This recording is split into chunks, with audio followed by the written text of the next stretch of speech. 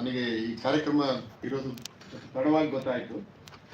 ಹಾಗಾಗಿ ನಾನು ಡೆಲ್ಲಿಗೆ ಮಧ್ಯಾಹ್ನ 2:30ಗೆ ಹೋಗಬೇಕಾಗಿದೆ. ಹಾಗಾಗಿ ಸ್ವಲ್ಪ ಸಂಕ್ಷಿಪ್ತವಾಗಿ ಕೆಲವು ವಿಷಯಗಳನ್ನು ಹೇಳಿ ನನಗೆ ಹೋಗೋದಕ್ಕೆ ದಯವಿಟ್ಟು ಅನುಮತಿ ಕೊಡಿ. ನನಗೆ ಗೊತ್ತಿರಲಿಲ್ಲ, ಇಲ್ಲಿಂದ ನಾನು ಇಡೀ ದಿವಸ ನಿಮ್ಮ ಜೊತೆ ಇರ್ತಾ ಇದ್ದೆ. ಕೊನೆ ನನಗೆ ಅವರು ಈಗ 2 ದಿವಸದ ಹಿಂದೆ ಅಷ್ಟೇ ಅದನ್ನು ಹೇಳಿದೆ. ಅದಕ್ಕೋಸ್ಕರ ದಯವಿಟ್ಟು ಕ್ಷಮಿಸಿ. ಈಗಾಗಲೇ ಗೌರಿ ಅವರು ಒಂದು ವಿಸ್ತಾರವಾದ ಪ್ರಸ್ತಾವನೆಯ ಮೂಲಕ ಏನಾಗ್ತಾ ಇದೆ ಮತ್ತು ಏನು ಆಗಬೇಕು ಎಂಬುದನ್ನು ಹೇಳಿದ್ದಾರೆ. ಸೊ ಅದನ್ನೇ ಸ್ವಲ್ಪ ವಿಸ್ತರಿಸಿ 2 ಮಾತುಗಳನ್ನು ಹೇಳೋದಾದ್ರೆ, 2024ನೇ ಇಸ್ವಿಯಲ್ಲಿರುವ ನಾವು ಭಾರತೀಯರು ಮತ್ತು ಇಲ್ಲಿರುವ ಶೋಷಿತರು ಅನುಭವಿಸುತ್ತಿರುವ ಬಿಕ್ಕಟ್ಟುಗಳು ಈಗ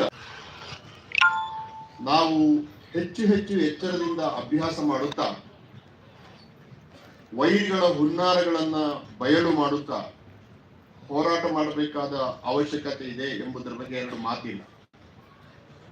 ಆದರೆ ಶೋಷಣೆಯ ಹೊಸ ವಿಧಾನಗಳನ್ನು ಅರ್ಥ ಮಾಡಿಕೊಳ್ಳುವುದು ಹೇಗೆ ಎಂಬುದು ನಮ್ಮ ಮುಂದಿರುವ ಬಹುದೊಡ್ಡ ಸವಾಲು. ಆದ್ದರಿಂದ ಇಂಥ ಸಮಾವೇಶಗಳು, ಚಿಂತನ ಮಂಥನಗಳು ಶೋಷಣೆಯ ಹೊಸ ವಿಧಾನಗಳ ಬಗ್ಗೆ ನಮ್ಮ ಅರಿವನ್ನು ಹೆಚ್ಚಿಸಬೇಕು ಎಂಬುದು ನನ್ನ ಒಂದು ಆಶೆ. ಈಗ ಕರ್ನಾಟಕದ ನಾವೆಲ್ಲರೂ ಕೂಡ ದೇವರಾಜ ಅರಸರನ್ನ ಹೊಗಳುವಾಗ ಭೂಮಸೂದ